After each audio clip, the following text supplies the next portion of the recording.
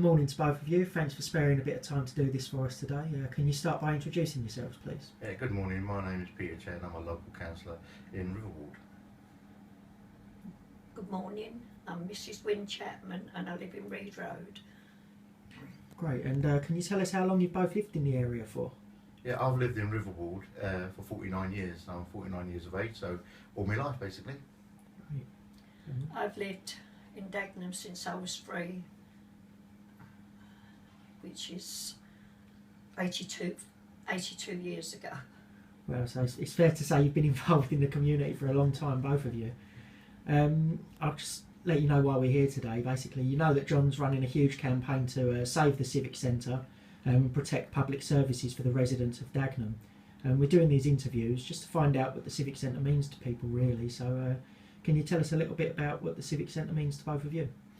Yeah, shall I start with? You start first. I remember when I was 9 years old, so 40 years ago, my mum took me to the Civic Centre to pay what was then the rates. And I remember it being a fantastic building. I've never seen anything like it, to be honest.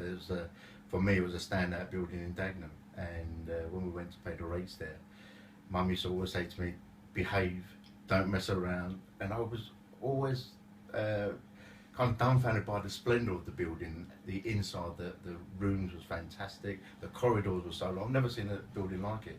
Went to a local school and that was never like the Civic Centre. So I was kind of taken aback at how wonderful it looked. And my mum used to always say, you have to behave because there's important people there. There's councillors, there's decision makers, and she used to keep me really close by so I wouldn't run around and make a nuisance of myself.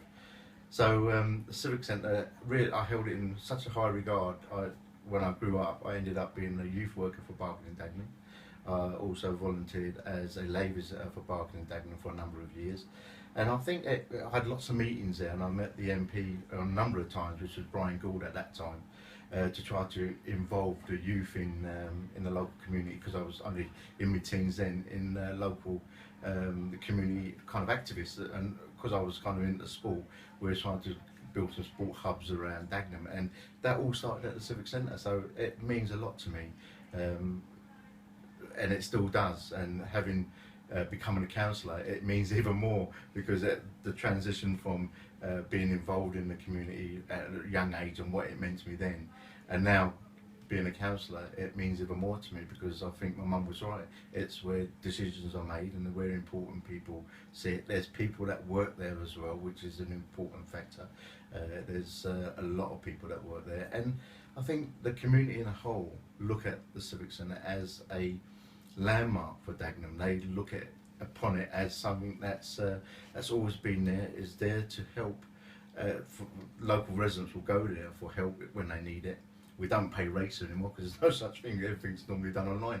But as on a face-to-face kind of thing, people look at that as a place that they should be able to go, and they want to keep, and doing our door knocking sessions, it's come out loud and clear.